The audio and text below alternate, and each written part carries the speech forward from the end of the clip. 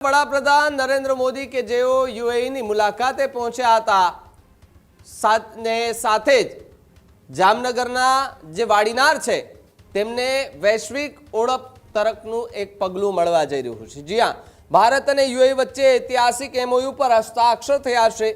Ship repair culture વિકસાવવા માટેના મહત્વપૂર્ણ કરાર થયા છે। વડાપ્રધાન નરેન્દ્ર મોદીની યુએઈની મુલાકાત દરમિયાન આ સૌથી મોટી જાહેરાત થઈ છે।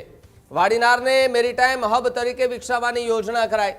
દરિયાઈ વેપાર અને જહાજ મરામત ક્ષેત્રે મળશે નવું પ્રોત્સાહન, જ્યારે પ્રોજેક્ટથી ગુજરાતના દરિયામાં ઇન્ફ્રાસ્ટ્રક્ચરમાં વધારો થશે।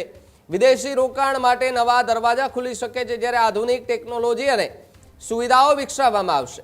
સ્થાનિક યુવાઓ માટે રોજગારીની નવી તકો પણ ઊભી થશે, જ્યારે મેરીટાઈમ અને લોજિસ્ટિક ક્ષેત્રે નવી ગતિ મળશે। ભારત અને યુએઈ આર્થિક સંબંધોમાં વધુ મજબૂતી લાવશે।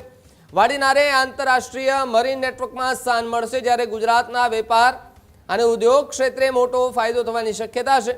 વિશેષજ્ઞો મુજબ આ પ્રોજેક્ટ લાંબા ગાળે ગેમ ચેન્જર સાબિત થઈ શકે છે, જ્યારે શિપ રિપેરિંગ ક્ષેત્રમાં ભારતને નવી ઓળખ મળે તેવી સંભાવના છે, જ્યારે દરિયાઈ વેપાર માટે વાડીનાર મહત્વપૂર્ણ કેન્દ્ર જે છે તે બની શકે છે।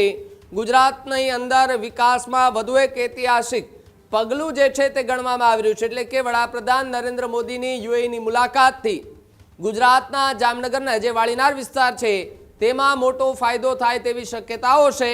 આ જ પ્રકારની તમામ અપડેટ જોવા માટે ન્યૂઝરૂમ ગુજરાતને લાઇક, શેર અને સબસ્ક્રાઇબ કરવાનું ભૂલતા નહીં।